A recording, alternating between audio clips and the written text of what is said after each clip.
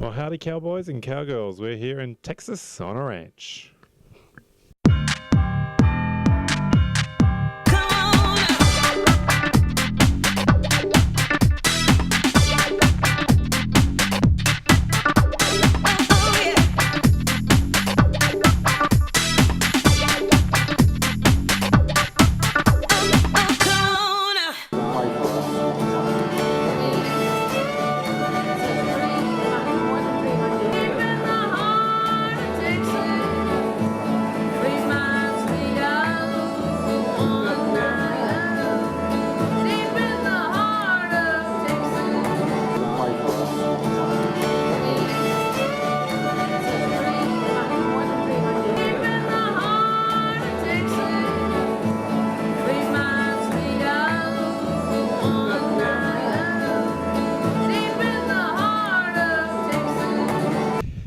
Well, in Texas is more than one ranch. This is the Cadillac Ranch. Some young artist of Amarillo's decided to plant 10 Cadillacs into the ground, all in the name of art.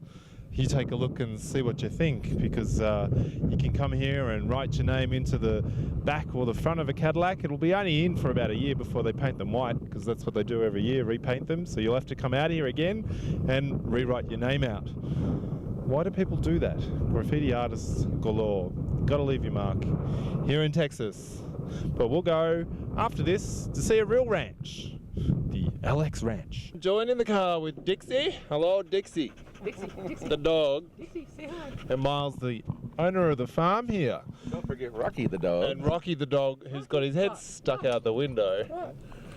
And this is the real ranch down here. And basically, you breed cattle. That's right. We're have a ranch here in the Panhandle of Texas, and we have a cow-calf operation.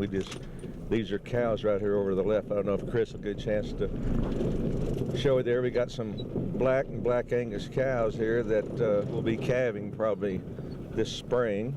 And we've got bulls with them now. So, well, how many cows do you have what's your maximum amount of cows you'd have? well, we've got about 1,500 cows on this ranch. You can have about one cow to every 25 acres, and this year we've had a real dry year, so we hadn't had to be able to run as many cattle as we have in the past. So whenever it's dry and stuff like that, you have to kind of cut your operation down. We've had to sell quite a few cows, and we weaned our calves this year and sold them, which we usually wean them and keep them. So we sold them this year rather than wean them and keep them.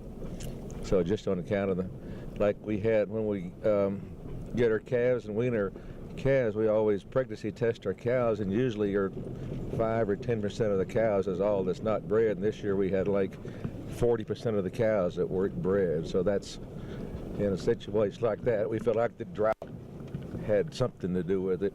I don't know if Chris can get a shot of these, but Chris, here's some cows right here. These are all black Angus and black Angus Hereford cross, and then we'll breed them to a Charolais bull. You'll get kind of a smoky looking, white looking calf. It's probably the best calf as far as I'm concerned. I like that calf better than any calf on the ranch, and they do well. So your main purpose is just to breed them, fatten them up, and then send them off to the next process, which is the slaughterhouse. Well, we had to change our operation this year. Normally, when we do we kind of go from the womb to the tomb, so to speak, because we breed them, and then we raise them here on the ranch. Then we wean them off their mothers at about 450 or 500 pounds, and then put them on grass during the summer or through the winter, and get them up to where they weigh 6.5 or 700 pounds, and then we take them to the feedlot, and we actually own them through the feedlot, and then we sell them at the feedlot and sell them to a packer. Then the packer takes them and sells them to the grocery stores, and then they send them to Australian people like you eat them for. We have them down under. Sure, it's possible. You've got a lot of beef down there too. So.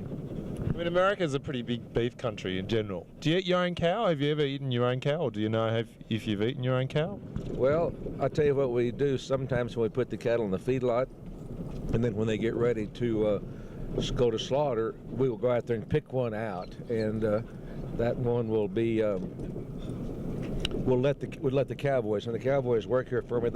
We give them, each one of them, all the meat they can want. That's part of their compensation. That's part of their salary. So we give each one of them all the beef that they can have for a year, and then when they get low, we'll slaughter one, and that's kind of the process we do there. So also you got a bit of a delicacy here as well. It's balls. Cow's fry? Say that again? Balls.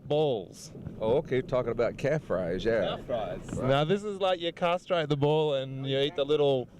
But you castrate a calf, which is called a bull calf, but they're small, and then, like they weigh 200, 250 pounds when you do that. You don't want to castrate a great big old bull. You castrate a little bull calf. Why not an old bull weigh a young bull? Well, I'm just saying that's what you do. We're in the breeding business, and we sell our cattle. We don't raise bulls. So if we raised bulls and wanted to raise bulls, we would keep bulls, but we don't. We castrate all of our bull calves, and any bulls that we have on the ranch, we buy from outside the ranch, where you won't have as much inbreeding, and you can buy more things that you can line breed and have a better luck with. That's kind of the way we operate. What's it taste like? Chicken? Yeah, I like them. They're easy to eat. A lot of times there's a restaurant here called the Country Barn, and they serve them all the time too. I mean, and what all the guys do when we get through, when we cut the calves, so to speak, and we keep all the testicles or balls, and we freeze them or stuff like that. We'll have a big calf fry or something like that. The cowboys will eat them a lot. I don't know about this one, but eating cow's balls, little tasty little numbers, bit of saute, probably best to fry them. Oh yeah, just deep fat fry them just like chicken. I tell you one thing: if you didn't know what you're eating, you wouldn't know. No, you wouldn't know the difference. There's a funny thing about this: everything tastes like chicken here. Yeah, well, everything tastes like chicken except beef. It tastes like beef itself. But chicken, everything you like rattlesnake. I've never have eaten it, but I've heard it tastes like chicken and things like that. But calf fries are kind of a delicacy, and a lot of people eat them, and a lot of restaurants will serve them. Here at the Big Texas. What's the Big Texas all about? Well, it's about the big steak. 72 ounces, huge, worth $54. Now, the competition is, you've probably seen this on probably the Homer Simpson show.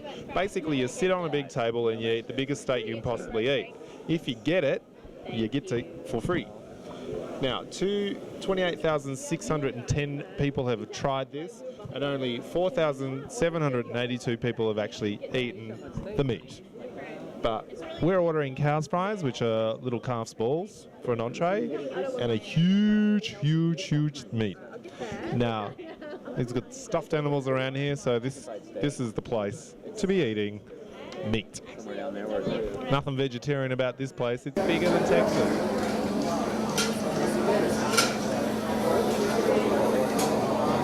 We got someone here I got at the a Big hankering for chicken fried steak. Chicken fried steak. Mm-hmm. Now, where are you from? I'm from Wichita Falls, Texas. Fantastic. And what brings you to the Big Texas? Well, the Big Texan, of course. Okay. You can't go wrong with that. Now, why aren't you eating the big steak? Well, my belly can't hold all that meat. It's a little bit too much meat for me to handle. Do you reckon you could do it? I reckon I could probably do it, but, I ain't going to pay $54 for that. Well, if you eat it all with the mash, you got to eat the mash, and you got to eat the salad, and you got to eat the potato, and you got to eat the bun. You could probably do it. Actually, you're probably correct, sir, but I'm just not going to go that route tonight. No? Nope. Well, there you have it. Bigger than Texas, but this one is littler than Alabama. I want to give a shout out to my horse, Crazy Boy. See you soon.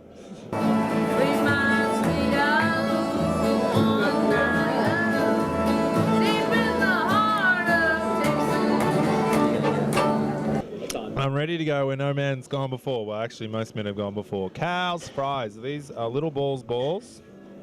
This is the way you need it. Preparing. Got to get my water. Now, I wonder if this is the left one or the right one. You have to eat them two at a time? Forget that. We'll just dip. I think the sauce is the key. Okay.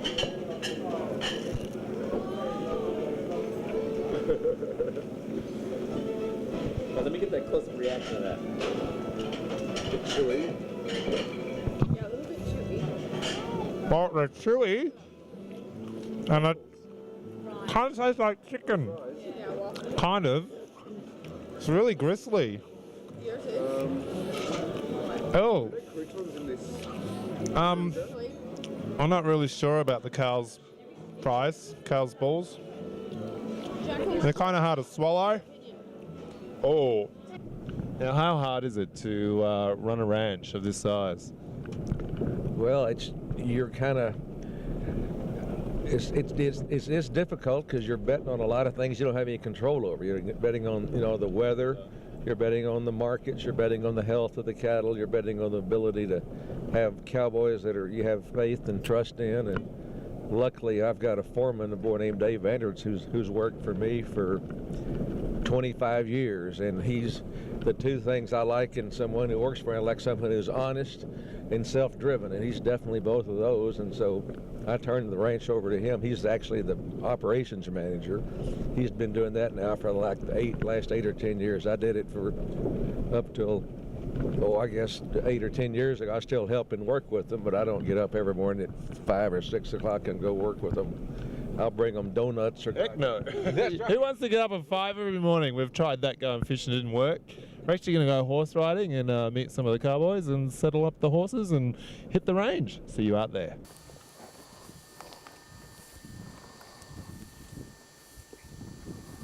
We're here on Alex Ranch and we're going to horse ride. So these boys are saddling them up. We're going to take a nice trip. And we're actually going to later on go shooting and hunting and fishing and everything else you can do on a ranch.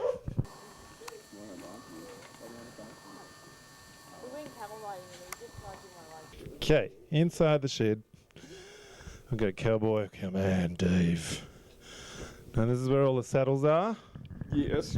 So how do you know which one you're looking for which horse? Do you have sizes or not? No, it's One size fits all. basically pretty much, yeah. Okay. There are some like kid saddles, but basically all saddles are about the same size. Can I get a comfortable one? Hell, they're all comfortable if you ride them right. If you ride them right. Okay, we're going to saddle up. You're going to show me what the secret is to saddle up a horse. Because I ain't ever been horse riding before.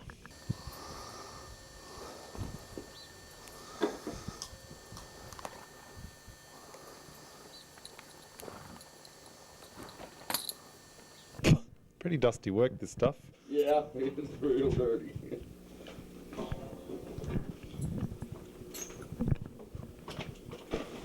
How much does one of these weigh? Are they heavy? About 70, 50, 70 pounds. That's heavy. Now that's a kid saddle. That's a kid saddle. Yeah, that's my son's saddle. Now you can That's huge. feel that one. Oh, can you put that one back? Yeah. That's the one I ride every day. This is the one you ride.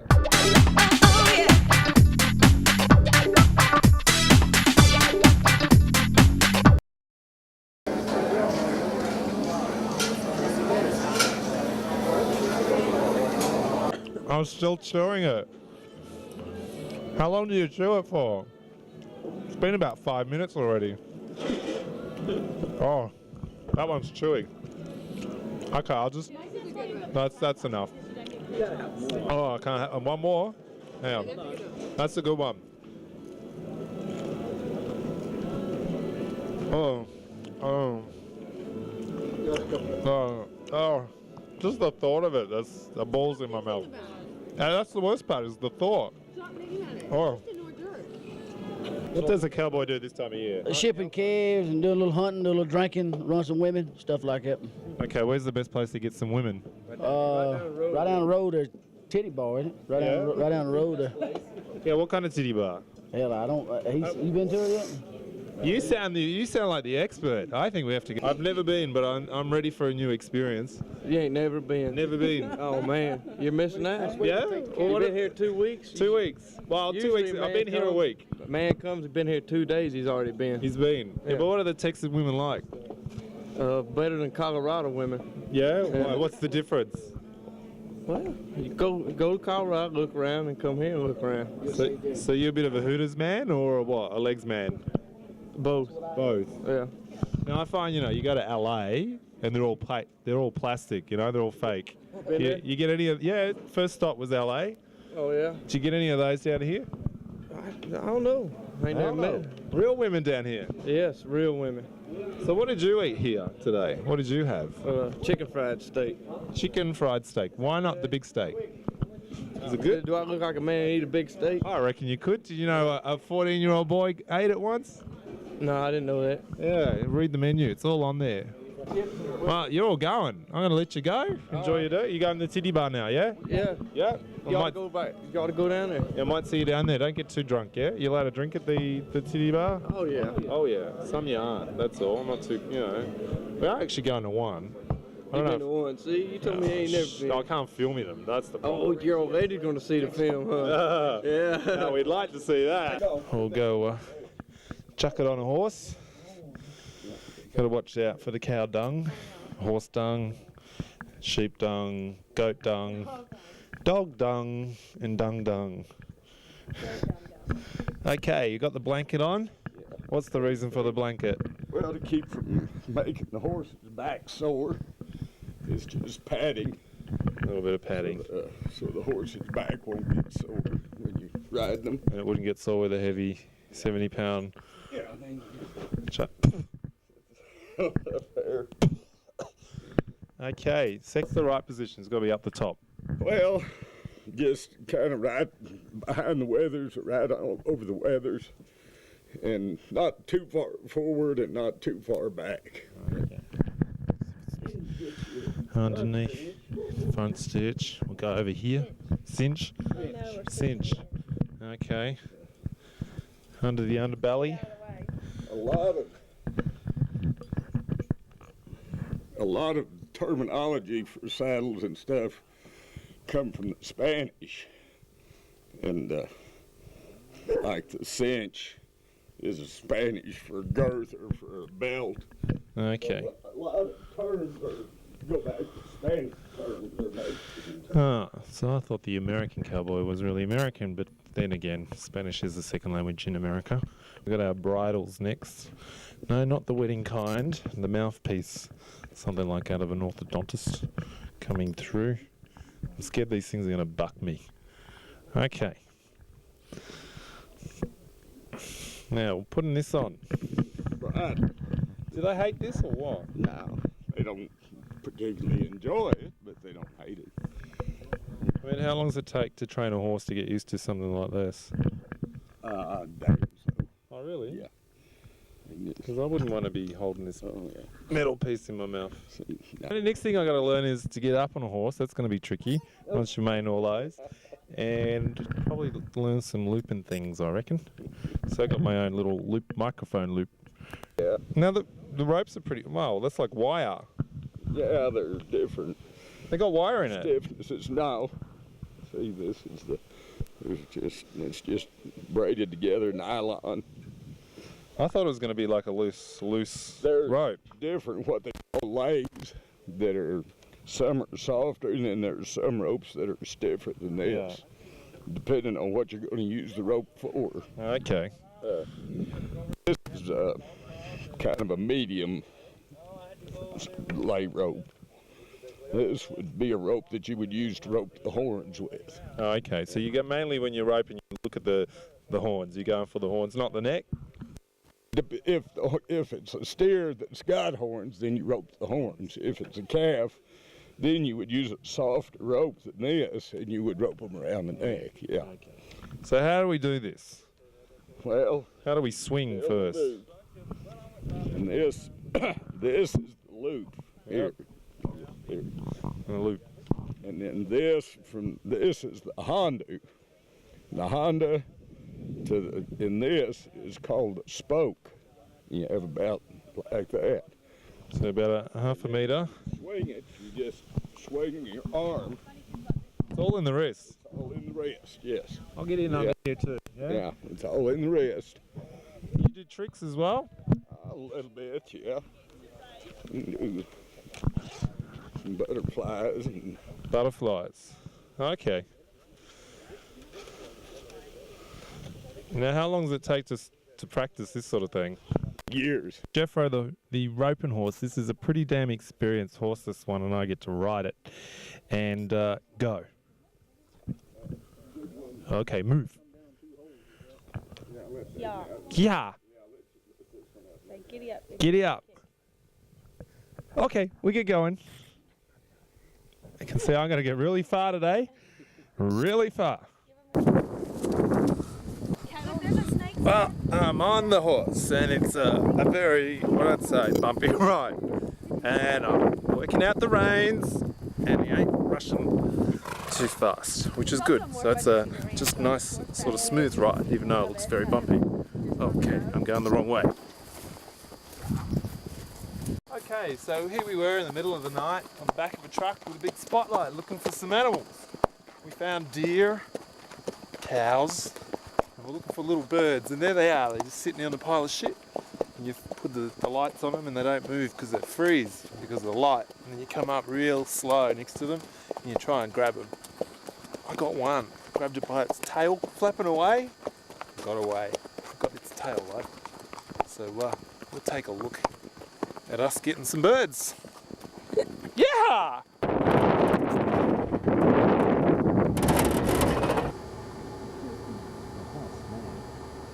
It's moving. Did it move?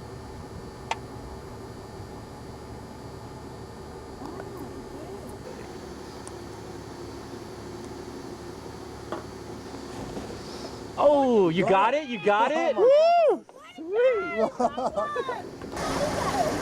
How many of these have you caught before? That's awesome. First one. That is cool. So the light blinds them? Sore legs, sore butt, scratch on my face, sore elbows. You ripped his tail off? Is that just a feather of the whole tail? That's the whole deal. Let me see. His whole tail came off.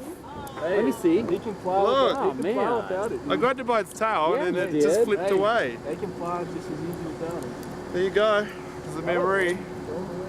Let's go another one. Who's next? Here we are on the road and it's very bumpy because I'm on my horse and it seems to go where it wants to go and it's as fast as it wants to go. And whoa, tree. Okay, so I'm going to take you some shooting where we went hunting and what's it? Hey, yeah, let's go where we're catching some birds at night. Whoa! I'm shooting some dove. It's around 7 o'clock. A good time to get them because this is when they're landing. But the dog's gone ballistic running around in a nut house. So we're getting the guns round up. We'll see if we have any luck shooting some birds.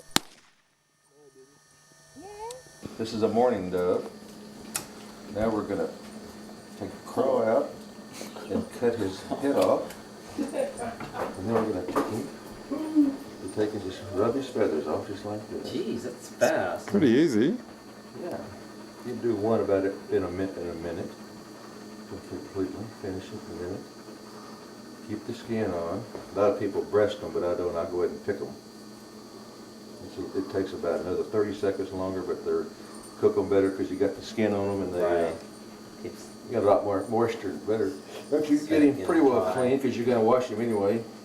You cut his rear end off, and you cut him up the back with the scissors.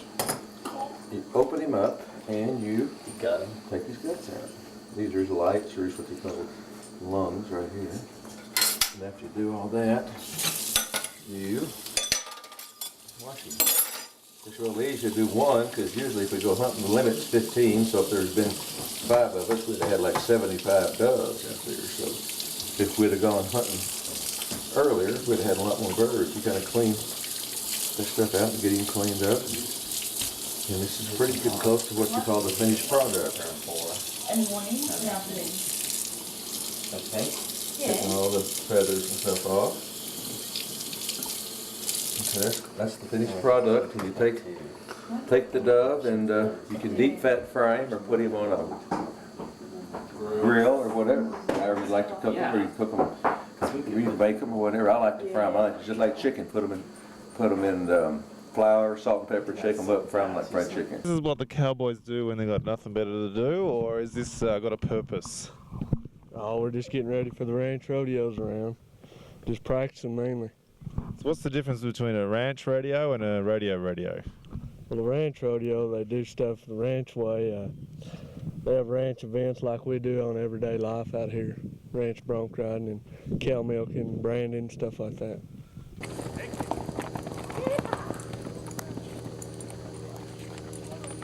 From hats to boots, this is the essential wear. Now I've noticed you got spurs, chaps, the big belt buckle. Right. This is the essential Texan wear, yeah? That's right. And how many outfits do you usually have? One. 2 at the most. 2 at the most? That's right. What, you wash monthly? Every other month. Some of the terminology here. What are some of the terms? Power painting. Palpate a cow, you run your hand up her ass and feel a little deal in there and see if she's got a calf in her or not. And if she doesn't, you put a mark on her and put her in one pen. If she's bred, you put her in another pen. You stick your hand where? Up her ass. Up her ass. That's right. Can we get that on video? Can you do a demonstration for us? No, I can't do it. Dave's the only one that can do that. What's the trick to lassoing? How do you do it? Oh, just lots of practice. Rotate your wrist. Can you do that like around yourself and up and over and all that sort of stuff? I can't do that. None of those tricks? No, I can't do them.